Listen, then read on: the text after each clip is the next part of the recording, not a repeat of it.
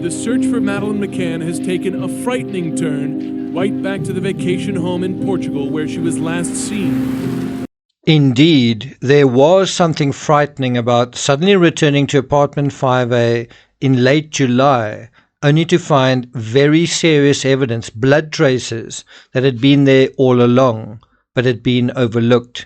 And these headlines from mid-2007 say it all.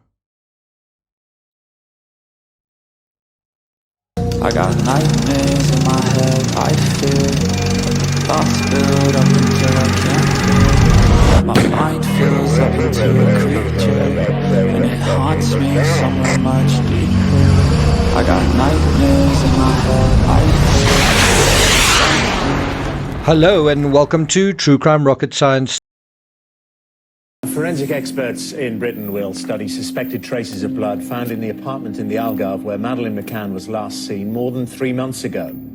But that's actually not the opposite headline here. Blood could simply point towards an injury.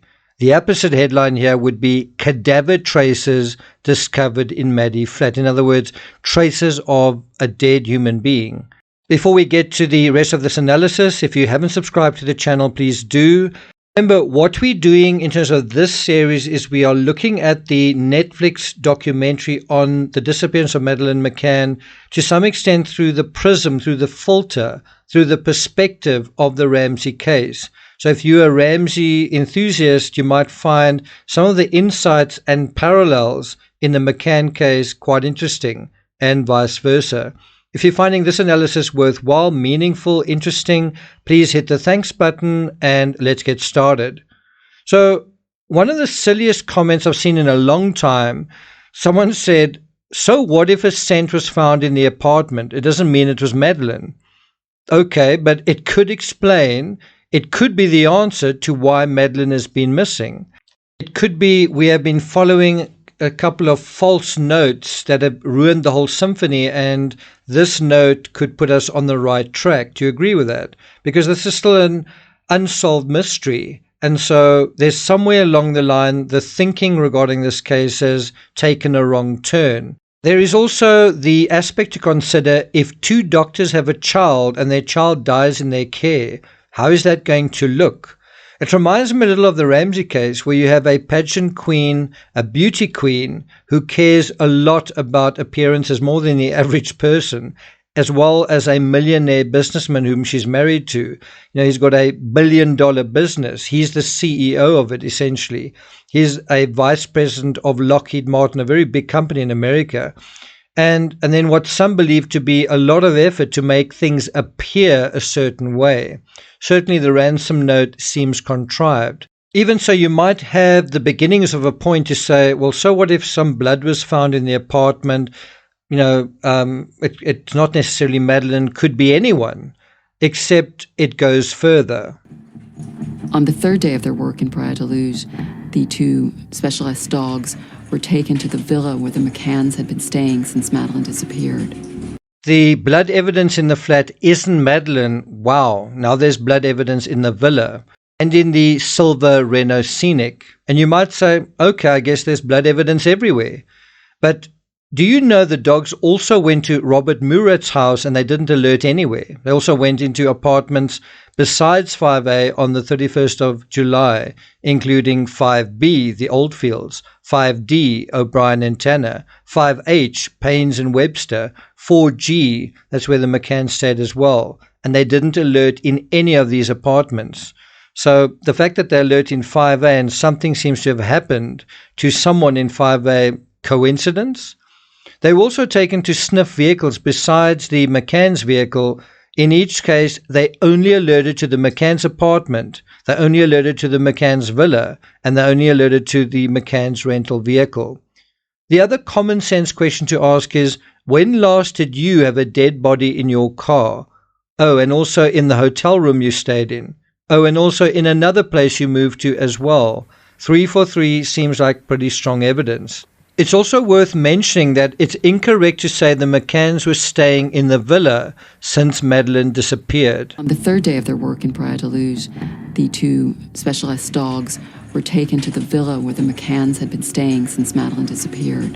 In reality, did you know this? In reality, the McCanns stayed in apartment 5H. That's the Payne apartment on the night of the incident. They went from 5A to 5H, and that went into the early hours of May 4th. Shortly after that, the McCanns transferred to another apartment in the same complex of the Ocean Club. They went from 5A to 5H to 4G. Right? They stayed in apartment 4G for about 60 days. Did you know this? The McCanns were also given a second apartment in the hotel, which they used as an office and which they referred to as Mission Control.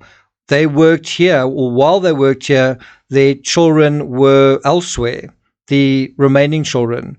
Now, think about it. If the McCanns really thought an abductor snatched Madeleine, why on earth would they wish to stay in the same hotel in the same area for another 2 months? You might say, well, because they want to look for Madeleine. But why would you stay in the same hotel with their 2 additional children, whom they, by the way, still allowed to go to use that hotel's kids' creche while they worked on generating publicity for their case? Now, if you think about, isn't there a double standard here? While they're working, the kids are going to the kids' creche, or when they were having dinner, why couldn't they have used the kids' creche as well? You know, the child minding facilities. It was only on July 2nd, 2007, barely a month before the dog indictments, and 2 whole months after the incident, that the McCanns moved to the villa at 27 Rua das Flores. I've actually been there. I've sort of walked up to it and down that road. It's quite secluded. It's in a cul-de-sac, and it's less than a mile due east of apartment 5A. Now, what's interesting about this jack-in-the-box situation, I mean jack-in-the-box in terms of staying somewhere, then somewhere else, then somewhere else, in the midst of a police investigation, is that the Ramseys did precisely the same thing, except they stayed first with friends, then with a restaurant owner before, like the McCanns, getting on a plane and bugging out of Dodge with a cloud still sort of hanging over them. What's really unfortunate and quite surprising, but was obviously a real coup for the makers of the Netflix series, was the lead detective himself poo-pooing the efficacy of dogs. Huh. Way to shoot your own case in the foot, Detective Amaral. Come.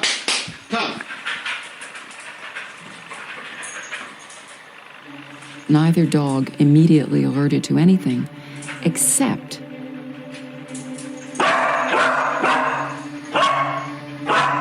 Eddie, the cadaver dog, alerted to Madeleine's toy cuddle cat.